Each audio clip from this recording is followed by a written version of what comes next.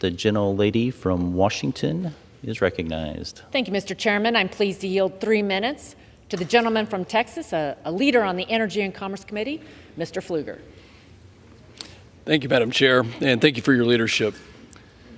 Mr. Speaker, I rise today to support H.R. 1, the most important bill and the priority for this Congress. When I came to Congress, I made it my mission to spread the word about the Permian Basin, the heartbeat of American energy, the largest secure supply of oil and gas.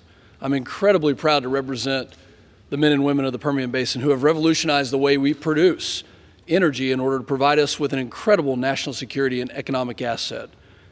Unfortunately, President Biden has demonized the very people that I represent. He has demonized the people of West Virginia and Pennsylvania.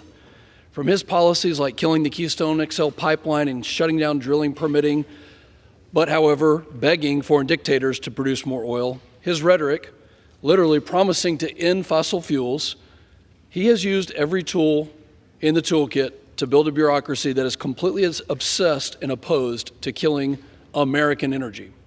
His policies have driven energy costs and inflation through the roof. You're going to hear a lot of information, and I'd like to speak directly to the American public today. You're going to hear a lot of misinformation about the Inflation Reduction Act, which did nothing to curb inflation. Energy policies by this administration have increased the cost for American families. Americans are being forced to pay 40% more on gasoline since the president took office, 20 to 30% more on their electricity bills.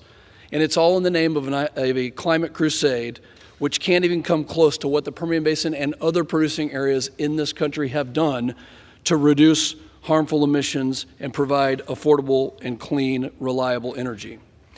In fact, I spoke to the president of IPAA yesterday. What we just heard was that the independent producers of America support Democrat policies. That couldn't be further from the truth. I asked them that. They said no. Industry was not consulted. Over the past 10 years, we've brought down methane emissions by almost 15%. No government mandate could come close to that. And we're only beginning to tap into the incredible asset that is liquefied natural gas. Not only is it good for our economy, but it's good for the environment. We heard this when we took this committee, the Energy and Commerce Committee, on the road, and we talked to Mayor Blong in Midland, Texas. We heard this from the producers.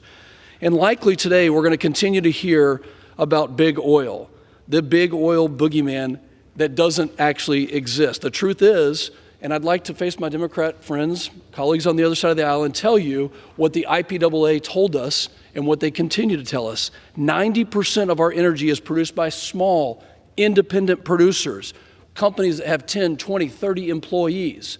Big oil? You're talking to the people of West Virginia when you say that.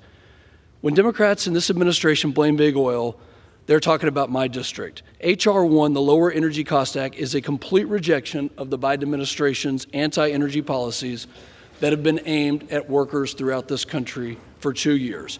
We're fighting back. We want to produce American-made oil. We want to boost American products in order to reduce inflation.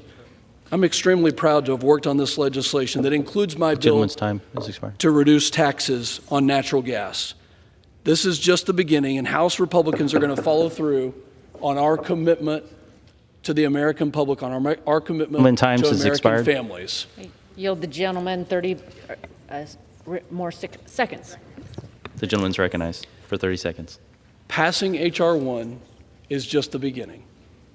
The American public put their trust in Republicans under Speaker McCarthy and Chair McMorris Rodgers to lower cost. And that's exactly what we're going to do by boosting American production instead of siding with Russia, Iran, and China. I urge my colleagues to stand with America to pass H.R. 1. With that, I yield back. The gentlelady